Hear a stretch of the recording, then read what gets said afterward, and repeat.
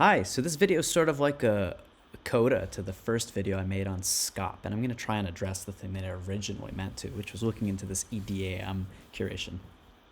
But the good news is, in the meantime, I've already got some feedback from this pull request, so I just wanted to show what that looked like. So we had Tiago was able to sort of chime in, and Chris Mungo mentioned to this person like thoughts, and I don't know who this is, so I just wanted to show like how do I figure stuff out on GitHub when people are bringing up these like usernames that don't have any information. So let's check this person out. Okay, so they don't have a name or like email or anything that people typically put when they've got like a well filled out GitHub profile. But like we might be able to figure out who this is. Like I've got a hunch that this is probably one of the SCOP people. So like I don't know, like I think this is the last name. So let's just open up the SCOP websites. And I remember it listed sort of some authors at the bottom. And there it is, bingo. We've got sort of right here, this seems to be the person, Chandonia JM. So like let's double check in this paper so we get their full name. Okay, so John Mark Chandonia. So this is the person. So this is useful because I'm going to actually add this person as a GitHub contact for this registry entry. So first of all, let's open up GitHub and make sure I'm on this music. Let's make sure I'm on let's go back to that SCOP branch, update SCOP.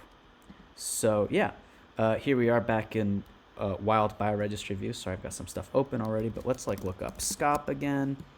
And now we've got SCOP and we've got SCOP. So actually this person, John Mark, seems to be the contact for SCOP. So I'm going to add that in. So we've got GitHub. The name is John Mark, capital M, Mark. And then Chandonia. Okay, typically we want to have some like actionable information about these people because GitHub usernames can change, names can possibly change. So let's like figure out if we can find this guy on Orchid. So back to this, Orchid. So Orchid is like the best way to keep a stable identifier for researchers. So let's put this person's name in and figure out if they are the right person. Okay, so we've got someone who looks like they match correctly. So let's check this out. And yeah, structural classification of proteins, etc. So this looks like it's the right person, right Orchid. So let's copy paste that Orchid in. Typically, I like to get email addresses to go on with contacts, but you know, it's like you can kind of be invasive and figure out people's email addresses. Typically, I do this by looking through their publications, and like eventually they're gonna have their email listed on one of them. So I don't know if that's problematic or not because you know it's publicly available information that anyone can find. So yeah, maybe this person has got some information. Not on this paper. This one. Yeah, here we go. Oh, okay.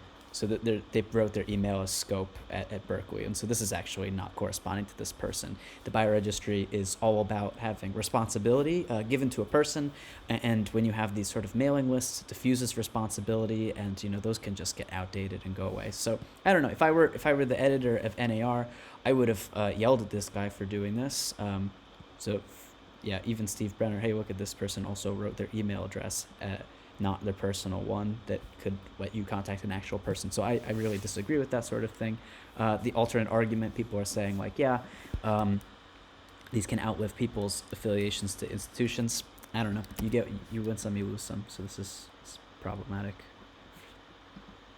All right, same thing. This journal, never heard of this journal before, but yeah. All right, so I'm going to give up on finding the name for this person. So anyway, we're going to like jump back a couple steps because at the beginning of last video, I actually mentioned what I wanted to do was to find some mappings to EDAM. So let's open up the Biopragmatics website, which like inside it has some extra stuff for bioregistry. So by the way, this isn't like the same thing as the bioregistry website, but it has some like extra stuff. And one of them is the curation. So like let's go into EDAM and actually, it turns out that what we had, that's not what we're looking for SCOP. So there's something interesting going on here. It turns out SCOP has like an ID for domains, and I think this corresponds to, EDAM has an identifier for SCOP domains. So this actually corresponds to like the actual SCOP database. And then there's also another one for like this SCOP Sun ID. And so this is what's corresponding to SCOP-E. I'm not exactly sure what this second one corresponds to, so we're going to kind of leave that alone. One thing I mentioned in the last video is I'm curious, like, what is a Sun ID? And it turns out that, like, EDAM doesn't have a very good idea of this either. But what we can do is we can go ahead and curate this stuff into SCOP. So let's, hold on, let me double check this one. So SCOP domain, that's going to go to what's now called SCOP. So that's up here. So I'm going to go into mappings, and I'm going to add EDAM, and then I'm going to add this thing. So remember, this is SCOP. This is kind of like the new one that actually has the domains. And then I'm going to double check. And this one with Sun IDs, that's actually SCOP-E. So let's go back and add this 1042 as the mapping for SCOP-E. So EDAM, we're going to map to SCOP. Okay, note that there's still like several potentially problematic mappings inside SCOP-E. I'm going to go back and deal with those later. So let's make a commit, and then I'm going to sort of do my bioregistry went command. Okay, so I got to fix some stuff. Oh, look, I was missing a comma. Oh, missing a comma there too, so that's good. Bioregistry went again. All right, it doesn't look like I lost anything, so I'm going to undo this last commit to kind of group those two things together. And yeah, the last thing I'm going to do is I'm going to run my bioregistry align script with EDAM. Sorry if I'm pronouncing that wrong. And that's going to pull in some information. And here we go. We've updated our diff, and now we've got those mappings and that data pulled in. So that's kind of it for this video. I'm going to commit this. It's already on this pull request. So let's wait for this to push and then check out on this pull request from the last video as well. So let's go into our pull requests in here. Here's our updates to SCOP. And then let's just double check those files changed. So now we've got so we've got this EDAM information for SCOP domain.